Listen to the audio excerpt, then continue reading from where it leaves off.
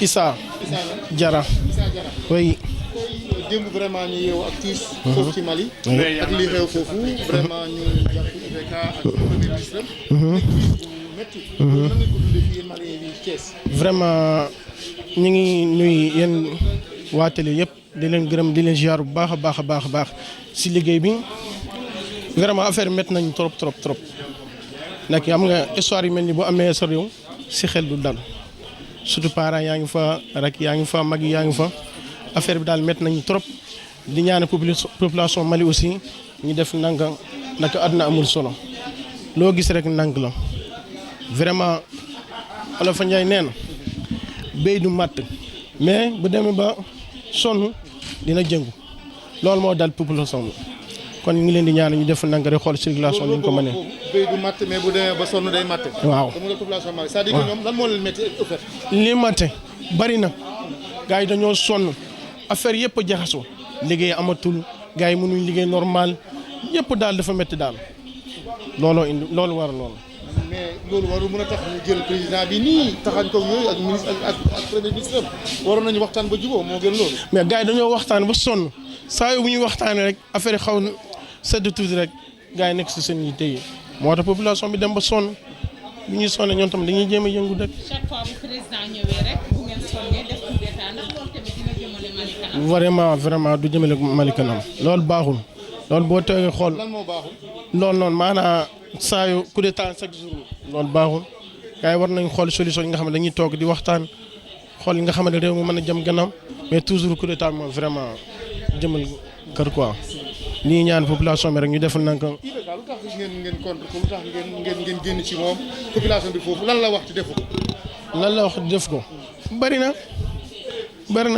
gars yi ñu ngi foofu dund bi dafa cher ndox bi courant yi am nga population pour neex leen yomb na boo leen wàññi lii rek lu des mooy sa problème yaa xam mais population yaa ngi seeral dund ceeb diwlin gaz ndox loolu moom bu manqué si ñoom rek dañuy jéem a jëngu moom surtout nga xamante ne nga xamante ne xam nga mooy loolu boo xoolee tey ñi nga xamante ne dañoo sonn li xale yi liggéey ñu am nga loolu moom bu amee rek problème day bari moom. gars yi wax aussi problème mandat affaire yooyu waxoon na 2 mandats. bëgg def 3e def nañ àndu leen ci. waaw gars yi duñu ci ànd lool nekk xam nga rek gouvernement moom kenn moomu ko waaw bu muy neex boo defee liggéey bu jaadu ñu bàyyi la foofu mais boo defee nii gars yi moom dañuy yëngatu yaa ma gën a xam waaw.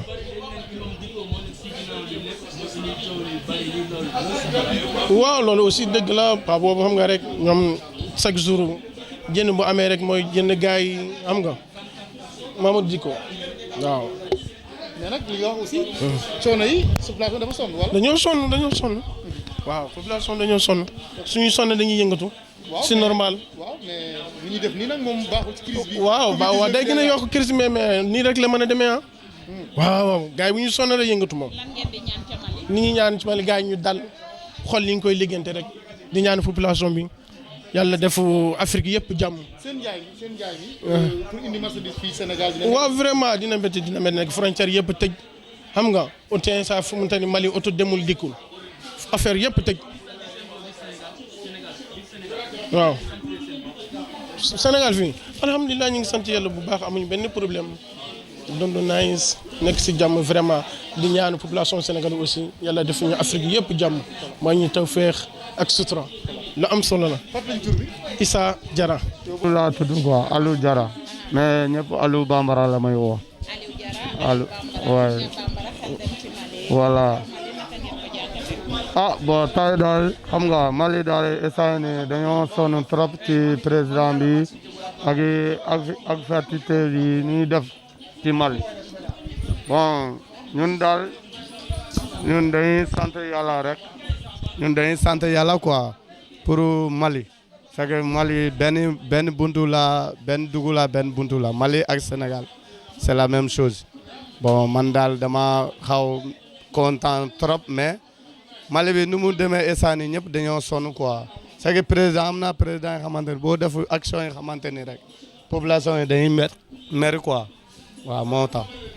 président bi démissionné na ndax loolu li ngeen rafetlu la. ah loolu daal dëgg yàlla man daal rafetlu ci man content ma ci loolu c'est que boobu dañuy gën a allié rek c'est que président daal lu mu métti dañu ko muñu ñu nagante xam nga boo affaire bi jeex toog na presque ay 7 ans wala 8 ans maintenant bientôt 3 ans ak 2 ans day jeex mais loolu mun nañ xaar boo affaire bi jeex quoi mais ñuy def ni rafet na mais rafetul ci jamono c'est que nit yi ñëpp bokkuñu c'est que boo chaque fois coup d'état di am ci président ndax loolu ba dina baax ci réew mi. non loolu daal ci sama xam-xam loolu day allier président dëkk bi quoi c'est que ñeneen bu ñu nekk chaque fois bu ñu def coup d'état 2 ans 1 an dañuy toog duñu ku nekk ni ngay def da ngay def léegi ñeneen dëkk yi dañuy liggéey am seen kaas am jaam mais yow chaque fois da ngay allier boo commencé am jaam rek da ngay indi problème loolu rafetul ci dëkk bi. ngay ñaan doomu Mali ak ca waa réew mi. waaw bon man daal nu ma ñaane ñu dañuy ñaani yàlla ñu gaañ ci xeex bi ak ci àll bi tomutu gaaw ki daal boo ñoo Sévar boo Bamako Sékou ñëpp damay ñaani ñëm boo yàlla xaar ñoom àdduna ñu xaar suñu bis bu baax a baax c'est que dëkk yi mi amal frontière yëpp tëj nañ seen i frontière jamono ji naka ngeen ko jàngal.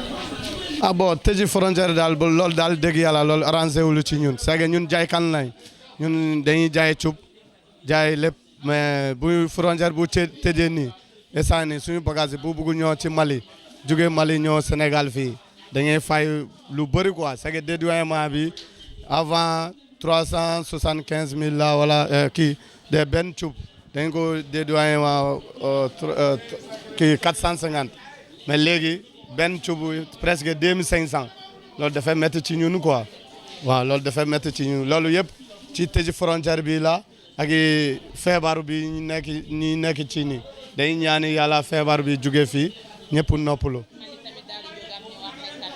voilà man loolu la. Ouais, salut à tout le monde, salut à toute la famille. Salut au Mali, salut à toute la famille du Mali. Puis je salue tout le monde. Moi, c'est Dawan, l'artiste ici à Thiès. Donc, je dis salut ceux qui me regardent et ceux qui ne me regardent pas. Voilà. Vous êtes malien en même temps. Bah, bon, moi, je ne suis pas malien nationalité. Je suis inscrit au Mali. J'ai les parents au Mali, j'ai tout au Mali. Mali, c'est comme un pays pour moi, en fait. Donc, je partage tout au Mali. Ma vie, tout est passé, ouais. Bon, c'est un peu catastrophe, par exemple, à la vie actuelle qu'on mène au Mali. Parce que quand on regarde des choses en face, c'est la réalité, quoi. Parce que si tu veux construire un pays, tu ne le vois pas avancer, ça devient un peu critique, tu vois. Donc, ça fait défaut, quoi, par rapport à ça, en fait. Ouais.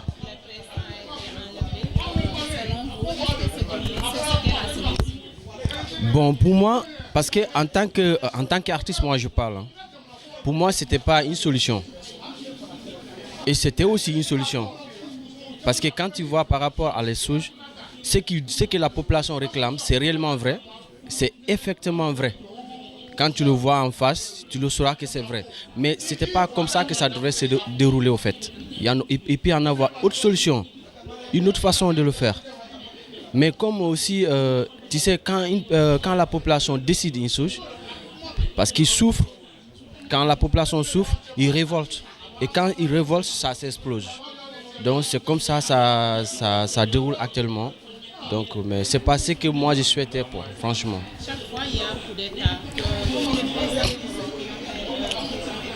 Chaque fois, il y aura un coup d'État. Selon vous, est-ce que c'est la solution pour la Mali à chaque fois que ça se passe?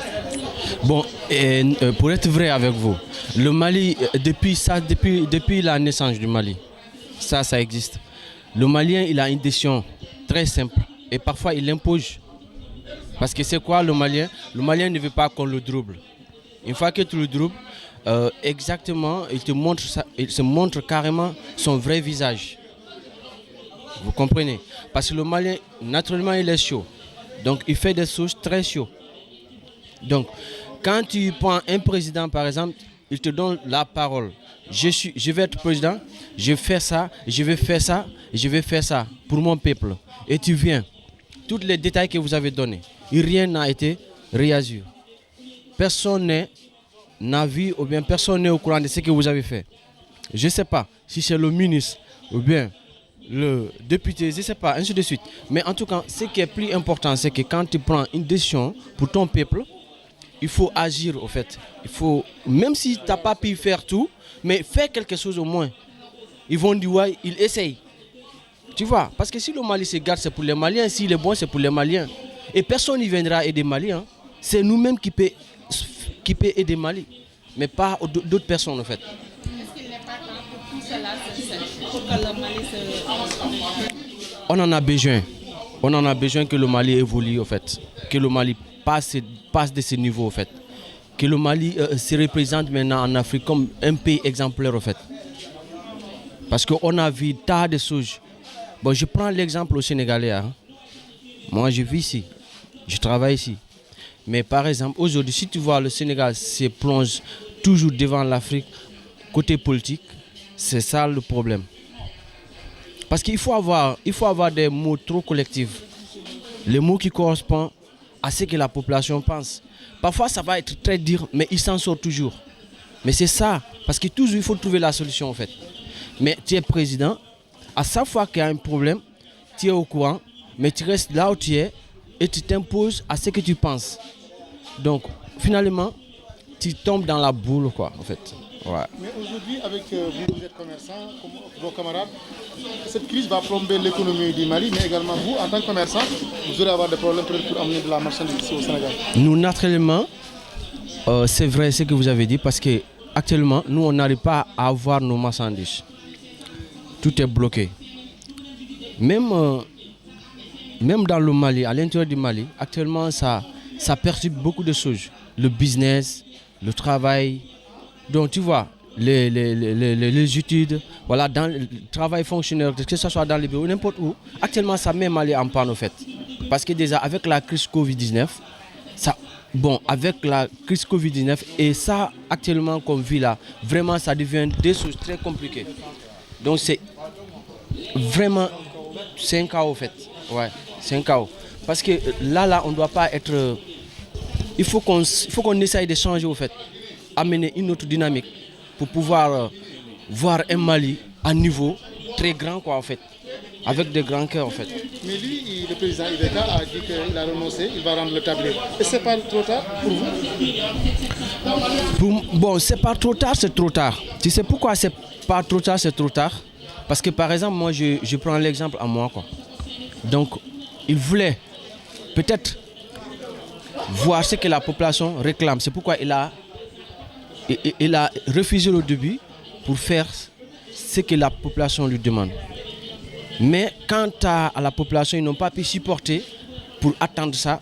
Mais comme il a vu que la population a vraiment voulu, donc ce qu'il peut faire exactement, c'est ce que de quitter au pouvoir. Et il l'a fait. Bon, maintenant, ce que moi je demande juste à la population, d'aider le Mali, de le construire. Parce que s'il quitte au pouvoir, de ne pas encore penser à autre chose, d'essayer d'organiser autre chose qui est plus mieux que ça. Ouais.